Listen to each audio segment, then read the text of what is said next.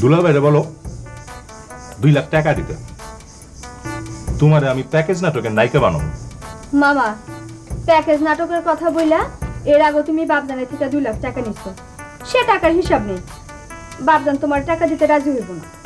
শোনো ভাগ্নি, ব্যবসায় লাভ লস আছে, সে টাকা দিয়া আমি নাটক বানাইলাম, কিন্তু নায়কের বড় চেহারা দেখা সেই নাটককে কিনতে রাজি হইল না।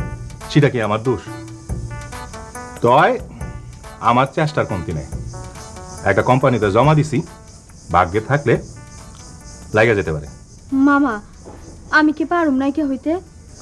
চেষ্টা করতে হইব মা জননী, চেষ্টা করলে সবই সম্ভব। আমার ডর করে। ডরের কিছু নাই, তাছাড়া আমি তো আছি, আমি তোমার শিখায় পড়াই দেবো। আমার নায়িকা বানাইলে খুবই ভারী, কিন্তু নায়ক বানাতে হইব।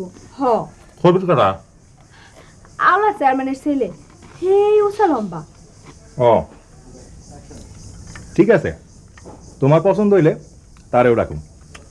তাই আগে টাকা টাকা হাতে পাইলে ঢাকায় খবর পাঠাবো, নাটকের ডাইরেক্টর সাহেব আসবো, ক্যামেরাম্যান আসবো, কত লোকজন, তাকে পছন্দ হইলে এই বাড়িতেও শুটিং হইব। তাই খুবই ভারী আইজি খবর দে না, পরে দিলেও চলবো, তুমি আগে দুলাভাই থেকে টাকা নেওয়ার ব্যবস্থা করো। অবিশ্বাস করবে কেবলমাত্র বেঈমান, মুনাফিক, নাস্তিক আর মুরতাদের গোষ্ঠী। কিন্তু যাদের ঈমান আছে, বাপজান পান তারা আল্লাহরে ছেড়ে দেবে। সুবহানাল্লাহ, তুমি কি না পারো?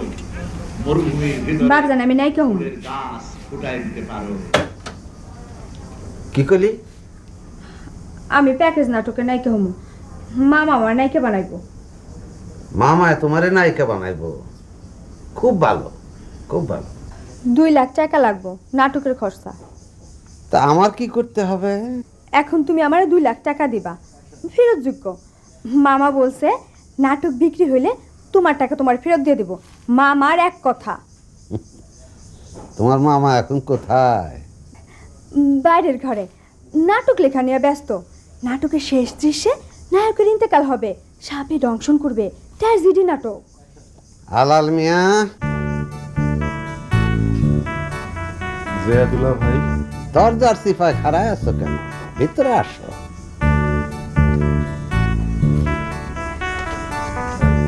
জয়াদুল্লাহ ভাই, তুমি নাকি নাট্যকার হয়েছো?